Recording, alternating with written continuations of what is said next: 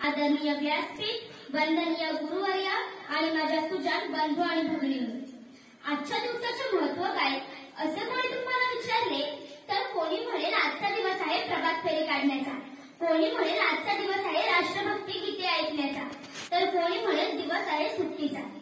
आपल्या आजच्या दिवसाला आपल्या भारताच्या इतिहासात खूप मोठे सुवर्ण स्थान आहे.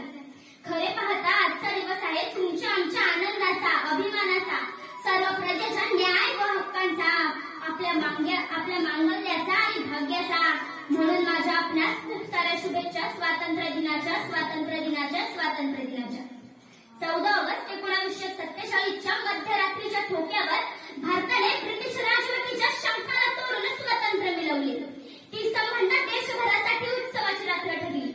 साता समुद्रापलीकडून व्यापाराच्या निमित्ताने आलेल्या इंग्रजांनी भारतात आपले साम्राज्य उभारले आणि 150 वर्षाच्या गुलामगिरीच्या वरवंटाखाली आपण भरडत राहिलो. पण भारतातील थोर देशभक्तांनी भारत मातेच्या हातापायातील गुलामगिरीच्या साखळ्या आपल्या प्राणांचे सर्वस्वाच्या बलिदानातून तोडल्या. तेव्हा आपला भारत देश 15 ऑगस्ट 1947 रोजी स्वतंत्र झाला. 14 ऑगस्टच्या मध्यरात्री पंडित नेहरू हर्षाने म्हणाले, मध्यरात्री 12 वाजता सारे जग निद्रित असताना भारताने नवचैतन्याने जागृत होऊन स्वातंत्र्य संपादन केले आणि स्वातंत्र्याचा जय जयकार भारतखंडाच्या कानाकोपऱ्यात दुमदुमू लागला.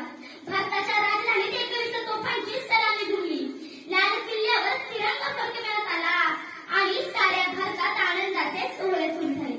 मूठभर इंग्रजांनी आपला देश कसा बळकावला, 150 वर्ष कसे राज्य केले. आपल्या भारतातील कमकुवत राज्यसत्तांचा, विखुरलेल्या राज्यांचा, त्यांच्या स्वार्थी फुटीर वृत्तींचा धूर्तपणे फायदा इंग्रजांनी घेतला.